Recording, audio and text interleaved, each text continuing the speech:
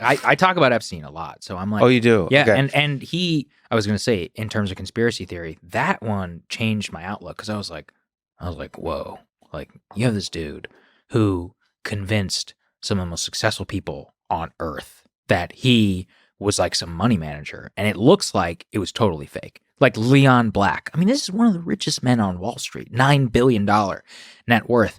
Why is he giving him over $100 million between 2015 and 2019? Yeah. What's going on here? Lex Wexner, same thing. So yeah, I want to hear, because you know people who met him, and the only person I know who met him was Eric Weinstein. I've heard his, right. Oh boy. So listen, I'm still in, and Eric is fascinating, and like Eric is full on saying that Right, he was a Mossad or whatever. Yeah, right? there's a He was front fake. for something, something much bigger, and there's whatever his name, Robert Maxwell. All those stories, like you could dig deeper and deeper. That Jeffrey's just like the tip of the iceberg.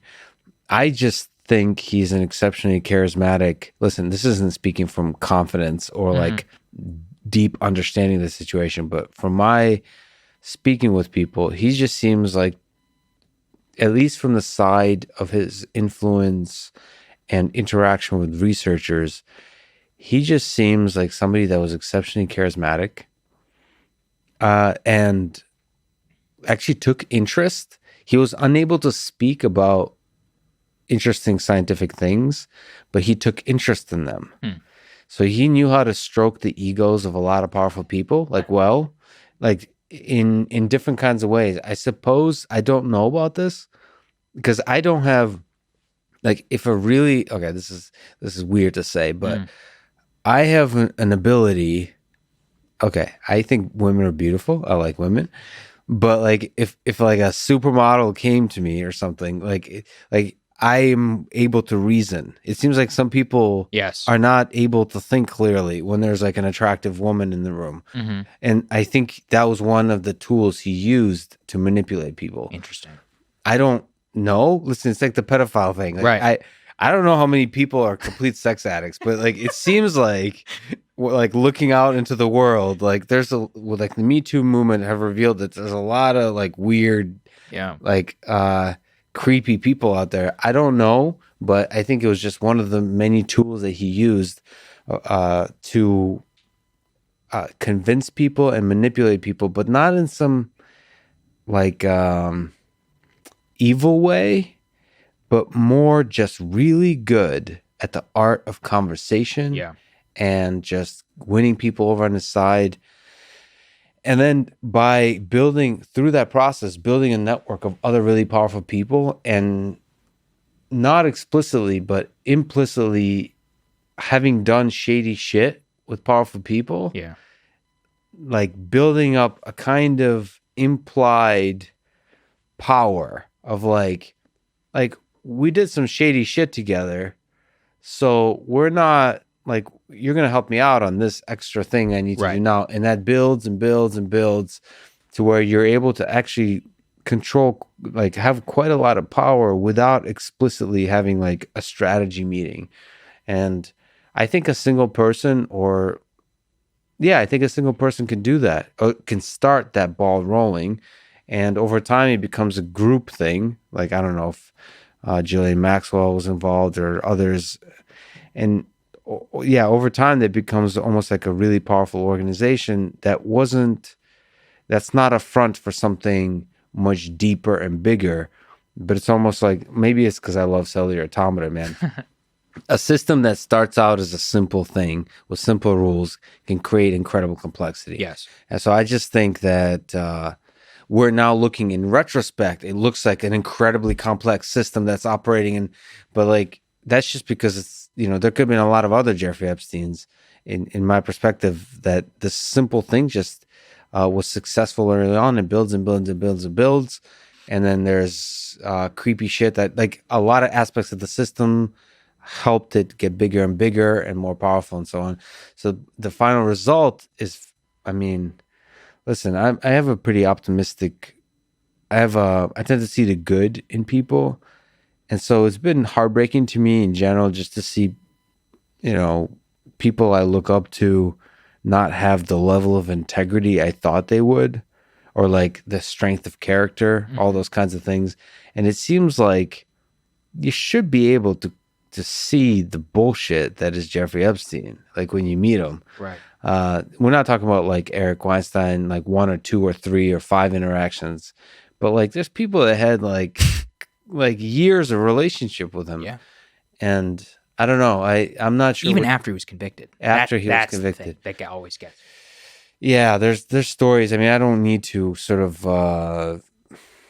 I honestly believe. Okay, here's the open question I have. I don't know how many creepy sexual people there are out there. Like, I don't know if there's like the people I know, the faculty and so on. I don't know if they have like a kink that I'm just not aware of that was being leveraged, because to me it seems like if people aren't, if not everybody's a pedophile, then it's just the art of conversation. That is just like the art of just like manipulating people by making them feel good about like the exciting stuff they're doing. Listen, man, academics are people talk about money. I don't think academics care about money as much as people think. What they care about is like somebody they want to be. It's the same thing that Instagram models posting their butt pictures. Is they want to be loved. They want attention. My parents are professors. Yeah. I get it. they and Jeffrey Epstein, like the money is another way to show attention. Right, it's a proxy. My work matters, and he did that for some of the weirdest, most brilliant people. I don't want to sort of drop names, but everybody knows them. It's like people that are the most interesting academics is the one he cared about. Yeah. Like people are thinking about the most difficult questions in all of science and all of engineering. So those people were kind of outcasts in academia a little bit because they're doing the weird shit. They were the weirdos. And he cared about the weirdos and he gave them money. And that, I don't know if there's something more nefarious than that. I hope not, but maybe I'm surprised. And in fact, half the population of the world is pedophiles. No, I think it's what you were talking about, which is that it's the implication after the initial, right? Like you do some shady things together, or you do something that you want out of the public eye, and you're a public person. And look, we probably even experience this to a limited extent, right? You're like, like I don't want to. I don't know. I almost lost my temper, one time whenever a car hit me, and I'm like, I can't freak out in public anymore. Like that, like what if somebody takes a photo or something? Yeah. And so I think that there's an extent to that times a billion, literally, when you have $1 billion or more. And you take that all together and you stack it up on itself. I saw a story about like Bill Clinton. Like Bill Clinton was with Epstein or with Ghislaine Maxwell in a private air terminal or something. And she had one of their like sex, one of those girls who was underage, had her dressed up in a literal like pilot uniform. And she was underage in order to, and she was being disguised for being older. And she was a masseuse, right? Because that was one of the guises which they got in order to sexually traffic these women. And she was like, Bill was like complaining about his neck. And she's like, give Bill Clinton a massage, right? So now there's a photo of an underage girl giving a massage to the former president of the United States. I don't think he knew, right? But like, that looks bad. And so this is kind of what we're getting at, which is that you're setting it all up and creating those preconditions. Or like Prince Andrew. Do I think Prince Andrew knew that Virginia Giuffre was underage? I don't know. Probably knew she was pretty young, which I think is, skeevy enough where you're a fucking prince. You should probably know better. Yeah. But I don't think he knew she was underage. Or maybe he did. And if he did, then he's even more of a piece of shit than I thought. But when we look at these things, the stuff I'm more interested in is like what you were talking about. I'm like, Bill Gates? How do you get the richest man in the world in your house? Yeah. Like, under what God? And Gates is like, he was talking about financing and all this. I'm like, you don't have access to money or bankers? Like, you're the richest man in the world. Like, you can call Goldman Sachs anytime you want on a hotline. Like, why do you need? That's where I start again to get more conspiratorial, because I'm like, Bill, dude, you have the gold credit, right? Like, you don't need Epstein to create some complicated financing structure. Or Leon Black, like, what is 2015, 2009. I mean, this is very recent stuff. And this is the part that really got me, is I read I think it's called the Department of Financial Services report around Deutsche Bank with Epstein. They knew he was a criminal. They solicited his business, explicitly knew that his business meant access to other high net worth individuals, consistently doled money out from his account for hush payments to women in Europe and prostitution rings. They knew all of this within the bank. It was elevated multiple times. Here was the other one. One of Epstein's associates was like, hey, how much money can we take out before we hit the, automatic censor, before you have to tell the IRS? And that question, by their own standards, is supposed to result in a notification to the feds, and they never did it. And he was withdrawing like $2 million of cash in 5 years for tips. Yeah. I'm like, okay. I'm like, something's going on here. Yeah. Like, you see what I'm saying? There's a lot of signs that make you think that there's a bigger thing at play than just the man.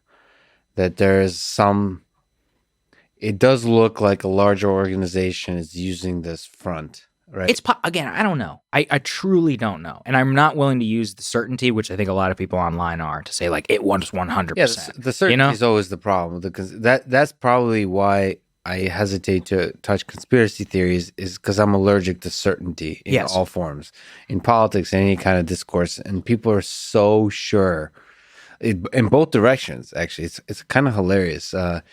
Either they're sure that the conspiracy theory, whatever the conspiracy theories, is false. Like they almost dismiss it, like they don't even want to talk about it. It's like the people, like the way they dismiss that the earth is flat. Yes. Most scientists are like, they don't even want to like hear what the flat earthers are saying.